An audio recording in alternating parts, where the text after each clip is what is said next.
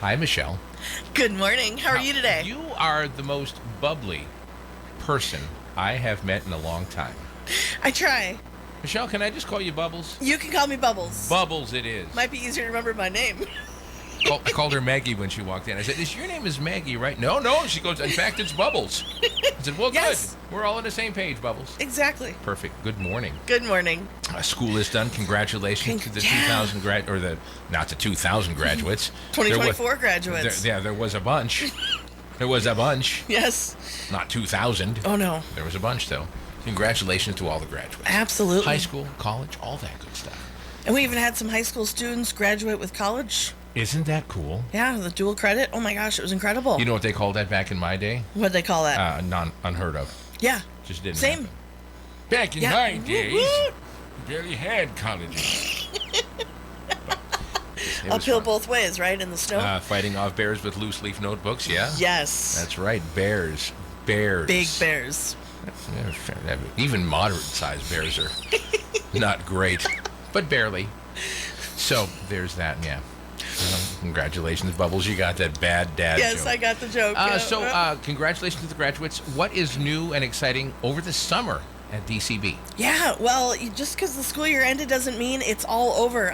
We are still hard at work planning some new exciting things for next fall. Right now, our summer is kind of packed with getting our Nelson Science Building sort of renovated. We've got some plans for the inside of the building. We've got some great donations that came in to allow us to build some shelves, to bring in some new displays and some new pieces to make it almost a walkable museum. Like an interactive kind of a thing, right? Yeah, so you're gonna be That's able so to walk. cool. You're gonna be able to walk in, and instead of just going to a museum where you walk in, you look at the animal, and you have no idea what it is, we're gonna have these QR codes set up around the display cases, so you'll be able to walk up, QR code right off your phone, and you'll get pulled up with all the information about the creature, its habitat, where it's from, North Dakota native species, other species, and it'll be just a really great interactive piece for our students and our community. What is our ETA for this? Oh, goodness. Well, shelves are going in this summer. We've got the specimens coming in late summer and hopefully into the fall. And then we're actually going to have some of our students help us with working on the QR code piece and the research piece. So we actually had one of our previous graduates who graduated this year, Brady Papina, started the fish display in the Nelson Science Building. So he has that one all set up, all the fish that are in there. You can scan the QR code, and it's already live, ready to go. So that one's set up as our exemplar piece. Okay. Yeah, and then Nice. the rest will be worked on over the summer and into the fall. Okay. And there's other things coming up over the summer as well, right? Oh, we're planning nonstop. We got some exciting new classes. We've got a brand new Intro to Natural Resources course happening that will eventually also be offered to our dual credit students, all of those high school students. And it's going to look at all of our natural resources in the U.S., especially here in North Dakota and into Canada, and look at a lot of those jobs because we need people in those jobs. Right. I mean, this is a big priority right now, and there's a lot of things you can do in natural resources that people have never heard of. New green jobs that are just being created on the spot right now. So we are, having this course so that we can get more people interested in the natural resources. And then there's a new Intro to Earth Sciences course coming up too. So that is going to give you a lot of the science you need in your everyday life, like how to read a weather map. Do you know what the radar is going to be? Can you look at the stars and understand the aurora borealis in the sky?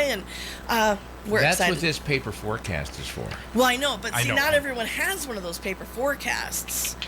I mean, I know people who are like, I got to hear what the weather's like, or just they can't just look at a map and know. And this way, we're gonna teach them how to learn those things and know that stuff and be well-informed citizens when they go out into the world. That's right, and that's what college is all about. Yes, the secondary education. Yeah, even if you're not a science major, this will be great for anyone. Right. Even taking high school dual credit, it'll be great to have. Now, tell me about the upcoming trips. Oh, so we're still in the planning stages.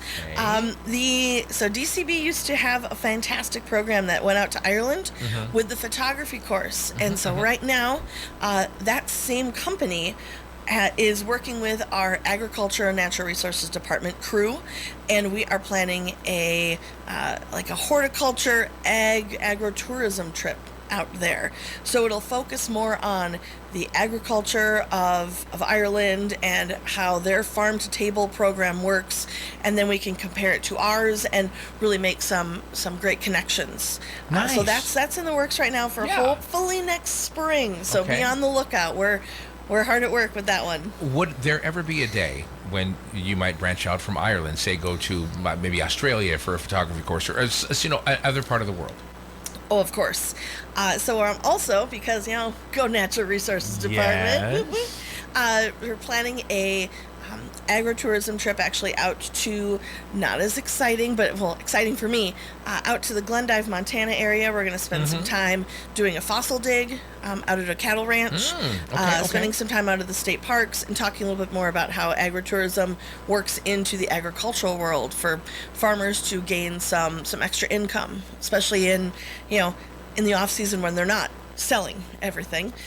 So we're excited about that course. And then we are, there might be a possible partnership with a school in Hawaii right now to do a community college exchange with some of our ag and natural resources students. So there's a few things in the works right now.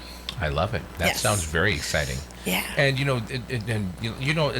like a trip to Glendive, Montana might not be everybody's cup of tea, but there are people out there who would absolutely love that. Oh, absolutely. And that's who we're trying to reach. Yes, and not just the students. We're hoping to be able to open up these programs for community members too, who might not have gotten these experiences before. And just like the photography trip to Ireland, we offered it up to the community.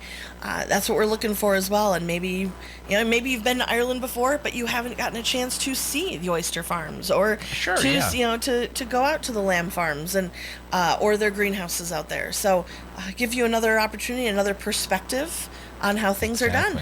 Exactly. You know, it'd be really cool, a radio cultural exchange. I'd love to. Because I belong in Hawaii. I bet there's grants for that. We can work that out. Yeah. I would be perfect. I've seen Moana. Why not? Seriously. I used to love Hawaii Five-O. I don't remember there being any radio broadcasters in the movie Moana. That's why we update it. Yeah, I mean, do you know how to call into a conch shell? I mean, could you transmit, through a shell? And is there a string in between the two? Yeah, I think there would have to be, right? I better be. Yeah, from island to island, right? Yes, big string. Big, long string. And my other three favorite words from Hawaii, book 'em, Dano. Come on now. All right. Michelle, thank you very much. Absolutely. It was a joy to be here. Always a pleasure to have you. Bubbles, everybody, say hi to Bubbles.